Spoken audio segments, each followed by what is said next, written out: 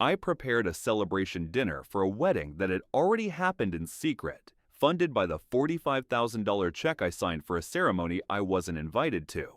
When I replaced their inheritance with a forensic audit and a locked door, they finally realized that the bank of Dad was closed forever. Before continuing, write where you are from or what time it is. The smell of burnt beef is the first sign that my life is about to catch fire. I check the oven window. The juices around the carrots and potatoes have turned to black resin. My watch reads 7:15 p.m. Alma said 7 sharp. I adjust the wine glass on the table for the third time. 3 place settings, white napkins, ironed. The good plates, the ones Maria and I bought for our 20th anniversary. They only come out for the big stuff now. And tomorrow is the biggest. My daughter Alma marrying Theodore Caldwell. I gave them $45,000 for this wedding. A check signed with a hand that's turned wrenches for 30 years. It's worth every penny to walk her down the aisle at the Desert Botanical Garden. Headlights sweep the front window. Finally. I'm at the door before the bell rings. I open it, smile ready, heart full. Daughter, I say, I am so happy about your wedding tomorrow. Alma stands there in a cream-colored dress, looking beautiful but stiff. Her eyes are fixed on a spot over my left shoulder. She doesn't smile back. Come in, come in. I reach to hug her. She accepts it, but she feels like a wooden board. Rigid. Theodore strolls past us, hands in his pockets, silk shirt catching the porch light. He walks into my living room like he's sizing it up for an estate sale. Traffic bad on the 101? I ask, closing the door against the Phoenix heat. Not too terrible, Theodore says. Smooth. Too smooth. He's got that confidence that usually costs someone else money. Dinner's almost ready, I say. I wanted us to have this time. You know how weddings are. Once it starts, you barely get a moment to breathe. Alma finally looks at me, just for a second, and my stomach drops. It's the look a customer gives you when they know they drove 5 miles on a flat tire and destroyed the rim. Dad, she says. Her voice is thin. The wedding was a week ago. The air leaves the room. Theodore is examining his fingernails. Small private ceremony in Sedona. We decided to keep it intimate. Just the two of us in an officiant. Last Tuesday. My hand is still on the doorknob. I can't let go. The metal is slick under my palm. What did you say? He pulls out his phone. Scrolls. Shoves the screen toward me. Beautiful sunset ceremony at Cathedral Rock. Very spiritual. Much better than some crowded event with 100 people we barely know. I stare at the tiny picture. My daughter in white. Red rocks behind her. No father. But my voice sounds like it's coming from the neighbor's house. I gave you $45,000 for the wedding, for tomorrow. Alma twists a ring on her left hand. A new ring. Gold band. Diamonds. We made different choices with the funds, Theodore says. He finally looks at me. His eyes are flat. Dead. Use the money for our honeymoon in Maui instead. 3 weeks at the Grand Wailea. Better investment in our future. Investment? The word tastes like rust. We're building our own life now, Theodore says. Time to be independent. Independent? I grip the back of a dining chair. My knuckles go white. I'm 63 years old. I've spent my life fixing engines that fight back. You don't get angry at a piston. You get steady. But my mechanic's composure is cracking. You spent my money, I say. Low. Money I gave you for a wedding I was supposed to attend, on a vacation. Dad, we just wanted something small, Alma says, pleading now, but still not looking at me. We didn't want the pressure. Pressure? I step forward. I've been calling you every week about arrangements. You let me believe. You both let me believe. Theodore shrugs. Actually shrugs. We planned to tell you tonight. Thought we'd have dinner. Explain the situation. You're overreacting. The oven timer starts beeping, a shrill, repetitive scream. None of us move. Get out, I say. Alma blinks. Dad, get out of my house. I stand straight. I look directly at Theodore. His smirk falters. Now you're being unreasonable. We'll come back when you've calmed down, old man. Give you time to process. I'm processed, I say. I walk past them to the front door. I throw it open. The heat rushes in, thick and suffocating. Leave. Alma moves first, head down. She pauses at the threshold, mouth open like she wants to defend this, but she sees my face and thinks better of it. She walks out. Theodore takes his time. He checks his phone again as he strolls past me. This is childish, Sylvester. We're family now. You'll get over it.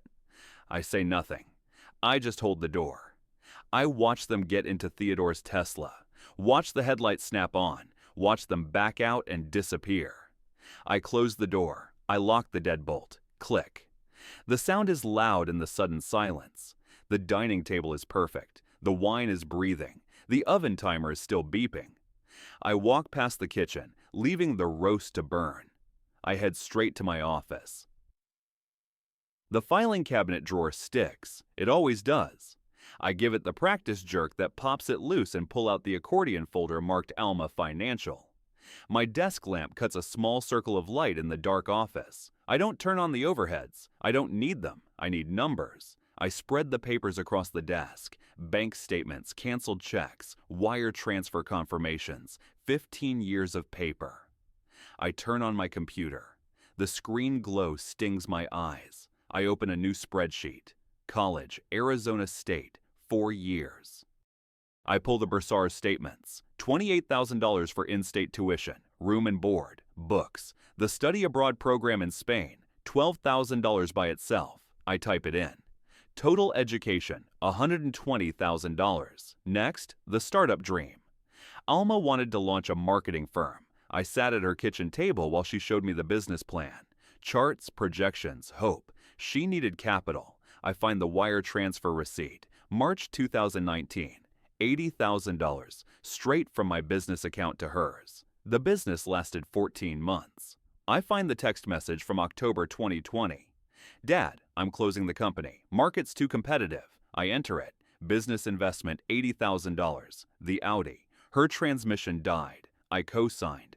$35,000 financed through Chase. I've made every payment. Vehicle, $35,000. Rent assistance. She moved to a nicer place in Scottsdale after Theodore showed up. Said it was for her image. $2,200 a month for 3 years. I paid the landlord directly. I grabbed my calculator. 200 times 36. Housing, $79,200. Then the wedding fund. Wired 6 weeks ago. $45,000. I take a sip of my coffee. It's cold. It tastes like ash.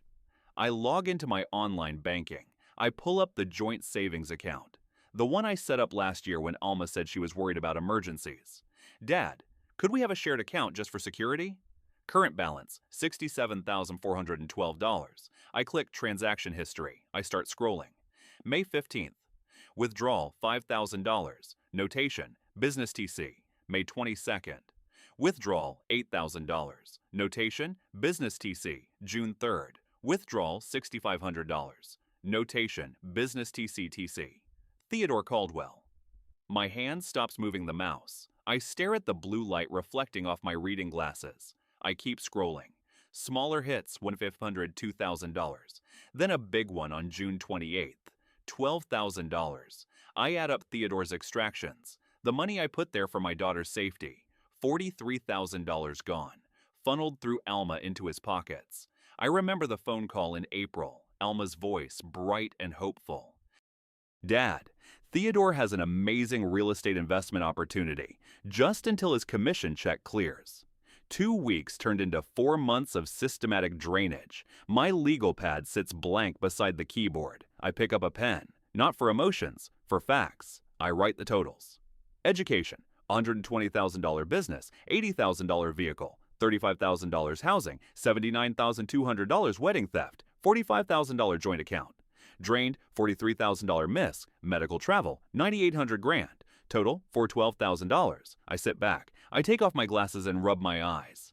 Just once I let myself feel it. The weight, the betrayal. My daughter, the little girl I raised alone after Maria died, has hollowed me out.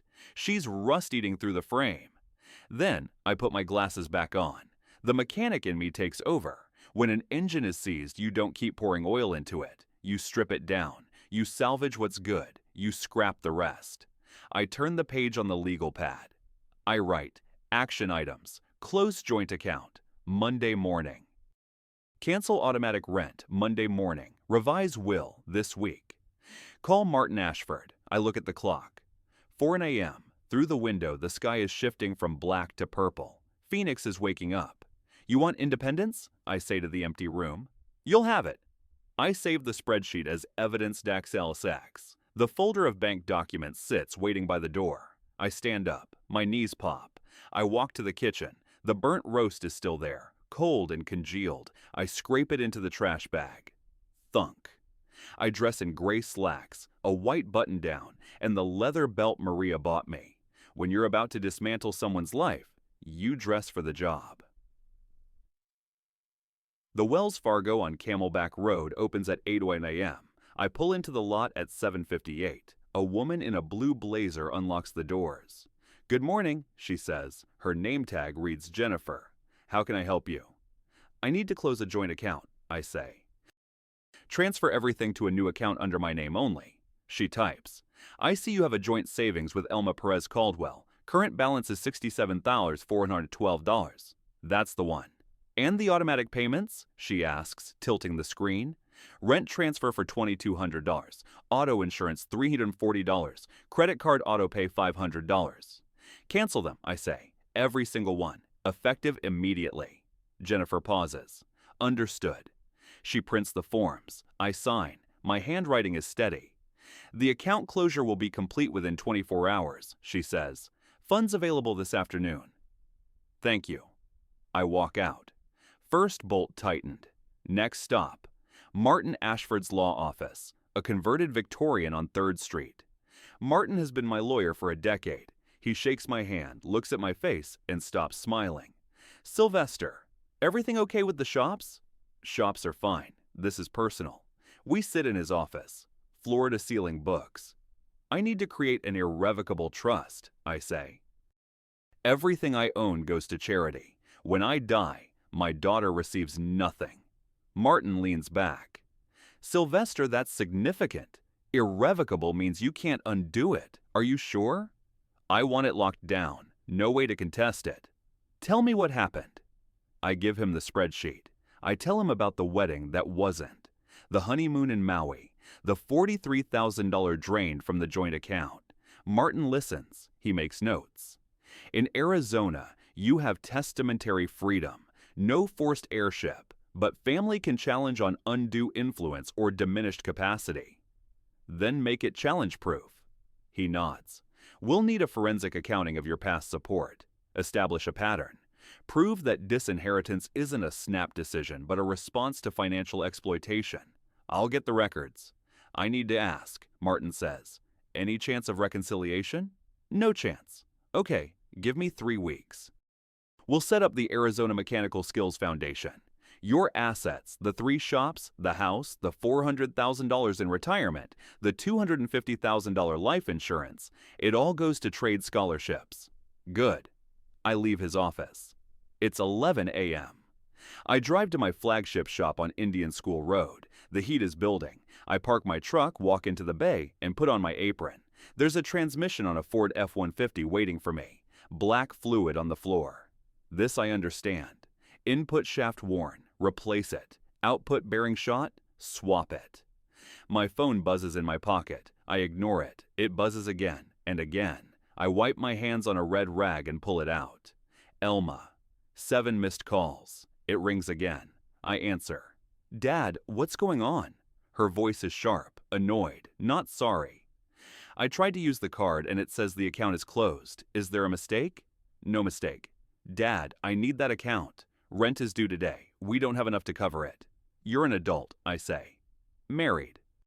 Independent. You can't just... Dad, we had an arrangement. You arranged a wedding without me. I'm arranging my finances without you. Dad, please. Her voice cracks. You're punishing me. Then a rustle. Theodore's voice. Listen, old man. My hand tightens on the phone. You can't cut off your daughter like this, Theodore says. We'll sue you for financial elder abuse in reverse. We had a reasonable expectation of continued support. My attorney says we have grounds. You had a reasonable expectation of attending your own wedding, I say. Life is full of disappointments. I hang up. I set the phone face down on the workbench. I pick up my wrench. I turn back to the F-150.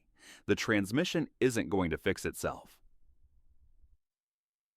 By noon, I have 14 missed calls. By 6 p.m., my phone is a brick of notifications, voicemails piling up, texts appearing one after another. I listen to one voicemail from Theodore while I'm washing up. His voice is trying to sound legally authoritative. Sylvester, this is harassment, cutting off support without warning. Call me back so we can resolve this reasonably. He doesn't have an attorney. I know what real legal threats sound like. This is posturing. I drive home. The sun is setting purple over the desert. I make a sandwich and eat it standing up. Then I go to my office and open the documents Martin emailed me. Trust framework, asset evaluation. My phone lights up. A text from Elma. Dad, I'm coming over. We need to talk.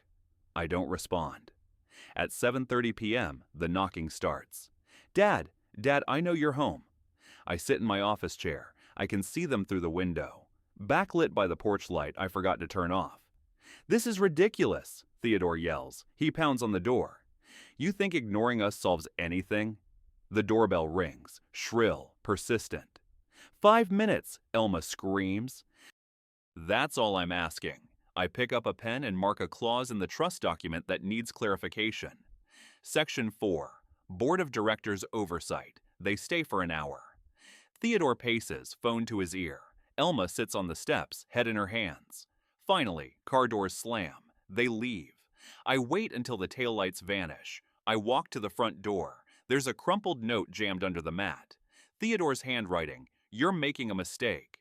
We'll pursue legal action for financial elder abuse and intentional infliction of emotional distress."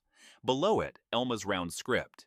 Dad, please, I love you. You're scaring me. Can we please just talk? I fold the note. I walk to the garage. I drop it in the recycling bin. My phone rings again. I silence it. I go back to my desk. I work until midnight. The next morning, Tuesday, I'm at the shop early. Martin calls me at 10 a.m. Sylvester, we have a situation.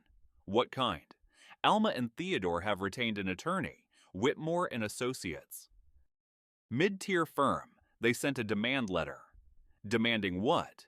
Restoration of financial support and a guarantee of inheritance rights. Claims you made oral promises that created a binding expectation. I look out the shop window. The mail carrier is walking up the drive. He hands me a certified envelope. I tear it open. 3 pages of legal jargon, reasonable reliance, verbal assurances, immediate restoration of monthly payments required. I snap a photo and text it to Martin. Read it. Martin texts back. Intimidation tactic. Legally, they have 0 case. Arizona law is crystal clear on testamentary freedom, but Sylvester, be prepared. For what? Legal battles are one thing. Public opinion is another. They can lose in court and still try to destroy you in the community. I drive home thinking about that. My phone buzzes at a red light. It's Robert, a friend from the industry. Heads up.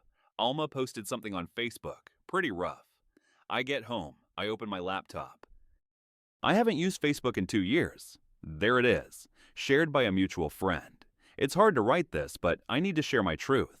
My father has cut me off completely, financially, emotionally, because I got married. 34 years of being his daughter, and when I chose love, he chose money. Rent is due. Bills are piling up. He won't even answer my calls. It's financial abuse. To anyone going through something similar, you're not alone. It's been up for 3 hours. 200 reactions, 50 comments. Parents who use money to control kids are the worst. Stay strong, sweetie. Your father will regret this. She left out the $45,000. She left out the secret wedding. She left out the $43,000 stolen from the joint account. I feel the heat rising in my neck. They want a war? They want to play the victim in the court of public opinion? I close the laptop. I pick up my phone and call David Chen. He's the best forensic accountant in Phoenix. David, I say, I need you to trace every dollar I ever gave my daughter, especially the $80,000 business investment. I want to know where it really went. I can have a report by Wednesday, David says. Dig deep, I say. I want the receipts. The next 3 days feel like walking through a minefield. I go to the grocery store. A woman I know from the Chamber of Commerce gives me a look. Not a wave. A look. Like she knows something dirty about me. I go to the shop. My mechanics are working, but they're quiet. They've seen the post. Wednesday afternoon. David Chen calls. Mr. Perez, I've completed the analysis. The findings are significant. Tell me, of the $80,000 you invested for her startup, less than $8,000 went to legitimate business expenses. Website design $200, business cards $180, WeWork membership $2,400. And the rest? Personal lifestyle expenditures. Categorized as client development, but the vendors tell a different story. He sends the email. I open the PDF. Neiman Marcus, $4,200. Montage Laguna Beach, $2,800. Dominic's Steakhouse, $650. Dinner for two. Luxury watch retailer, $13,500. Notation, professional accessories. Theodore's name is all over it. Hotel charges in Vegas, gym memberships, $72,000 gone. Not a failed business, a funded lifestyle. I print the report. That evening, I go to the Phoenix Metro Auto Repair Association meeting. I've been a member for 20 years. I walk in. Conversation pauses. Jerry Patterson nods but stays away. Linda Chen glances at me and turns her back. Robert Mendoza comes over. Sylvester, I need to ask you straight. What's happening? Theodore's been at networking events. Says you cut Alma off. Says she's struggling to pay rent and you won't take her calls. Theodore is working the circuit, I say. He's building sympathy, Syl. Says he's worried about your mental state. There's always two sides, I say. I figured, but folks believe what they hear first. I drive home in the dark. Theodore isn't just fighting for money. He's fighting for leverage. He wants to shame me into writing checks. I go to my office. I create a new folder, counteroffensive. I start building the timeline. March 2023, I send $80,000. April 2023, Theodore buys a $13,500 watch using my business capital. July 2024, I send $45,000 for a wedding. July 2024, they elope and spend $30,407 at the Grand Waila. I call the wedding planner in Sedona, Monica Rodriguez. I'm reconciling records, I lie. The invoice for the ceremony? Oh, it was beautiful, she says. Total came to $12,000. I sent $45,000. Yes, we refunded the balance to the couple, $33,000. Refunded, straight into their pockets, straight to Maui. I print the credit card statements I co-signed for years ago. I have legal access. Theodore Caldwell's debt profile. Chase, $14,200. Amex, $11,800. Capital One, $12,100, $47,000 in debt before he met Alma. He didn't marry my daughter. He married my bank account. Friday morning, Martin calls. Theodore and Alma bought tickets to the Business Leaders Gala next Friday, the 23rd. My hand freezes on my coffee mug. That's my event. I'm a platinum sponsor. Exactly, Martin says. They're coming to corner you, in public. Force a reconciliation scene where you look like the villain if you refuse. I look at the stack of evidence on my desk, the binders, the audit, the lies reduced to numbers. Martin, I say, are you ready to go on offense? What do you have in mind? They want a public scene? I'll give them one. Tuesday, August 12th. I meet Rachel Kim, the trust attorney. Mr. Perez, with these signatures, the trust becomes irrevocable. Your daughter will have no legal claim to any assets. $268 million designated for the Arizona Mechanical Skills Foundation. I pick up my fountain pen. I sign. Page 1, page 2, page 3. Rachel stamps the seal. Thunk. It's done, she says. Bulletproof. 7 days until the gala. I meet Martin on Thursday. Last chance, Sylvester. If you do this, there's no going back.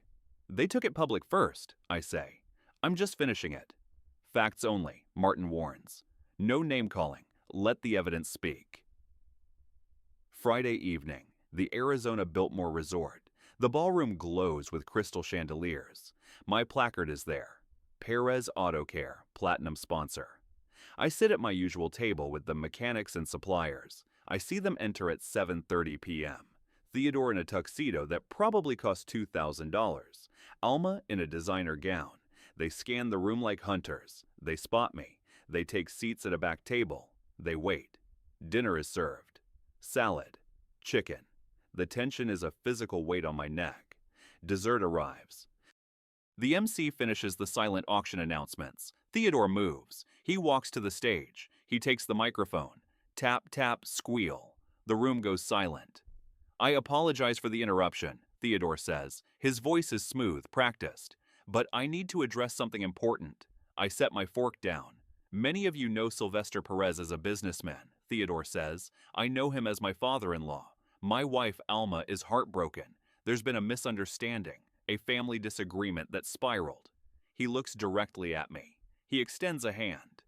Sylvester, whatever happened, can we talk? Can we find forgiveness? We just want to be a family again. The room turns to me.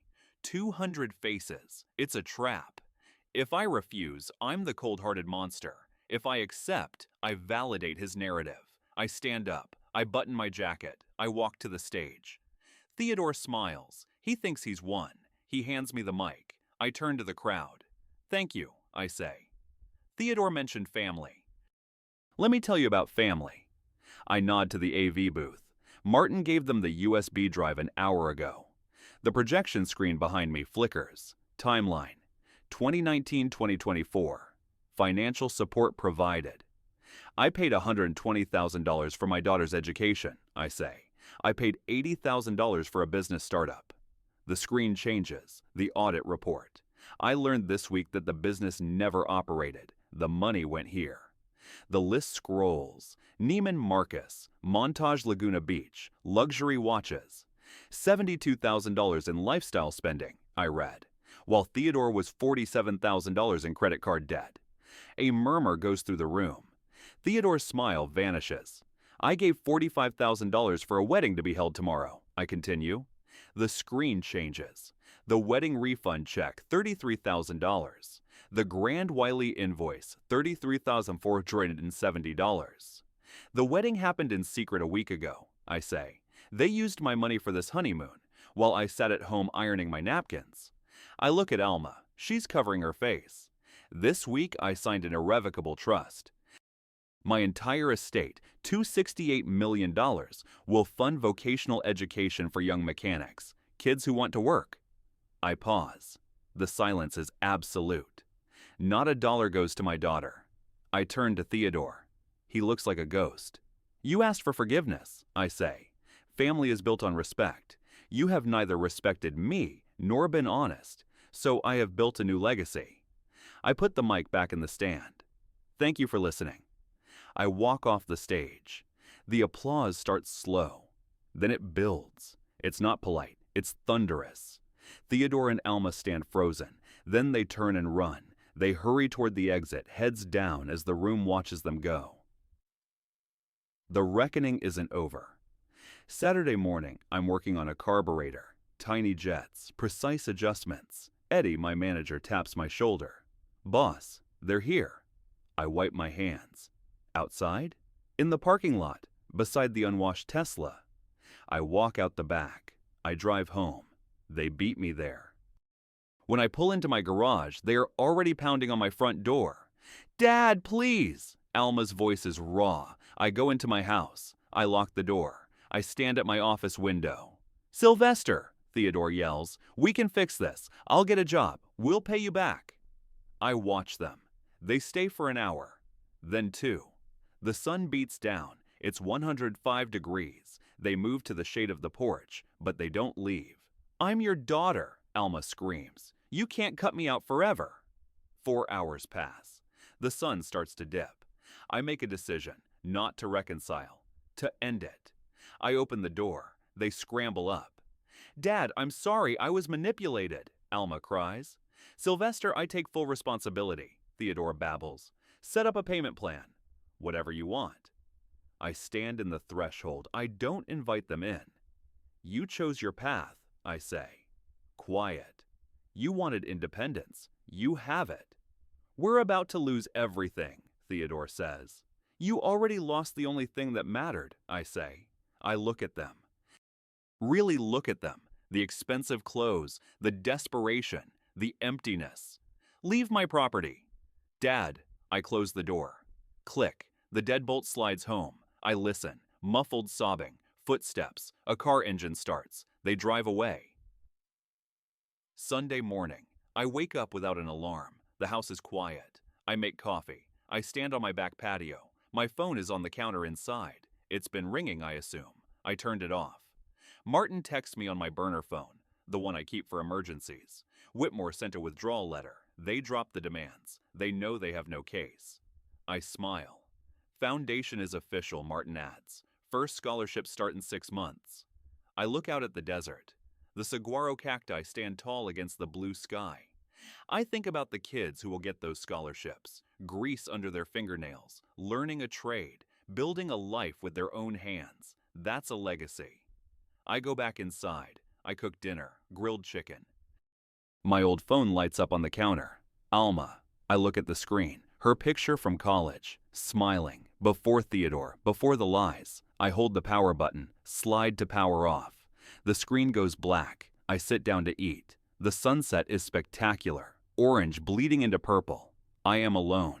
But for the first time in a month, I am not lonely. The engine is stripped. The bad parts are gone. Now, I can finally drive. A week later, I'm at the shop. A young kid walks in, maybe 18, nervous, holding a resume that's mostly empty space. "Can I help you, son?" I ask. I heard you might be hiring apprentices," he says. "I don't have tools yet, but I like fixing things." I look at his hands, calloused, clean but stained with old oil around the cuticles. "What's your name?" "Jerry," he says. "My grandpa lives next door to you, Tom." I know Tom. I look at the kid. I see myself 40 years ago. I see the future of the foundation. "Grab a broom, Jerry," I say. "You start today." He smiles. It's real. I walk back to my office. The evidence binders are still on my desk. I pick them up. I walk to the shredder. Zip, zip, zip. Bank statements, audit reports, the timeline of betrayal. I don't need them anymore. The trust is signed. The boundary is set. I walk out to the bay. The air compressor hums. The impact wrenches sing. It's the music of my life. I'm Sylvester Perez. I fix cars. I built a business. And I saved my legacy from being stolen. I take a deep breath of the oily air. It smells like freedom. If this story resonated with you, leave a like and consider subscribing.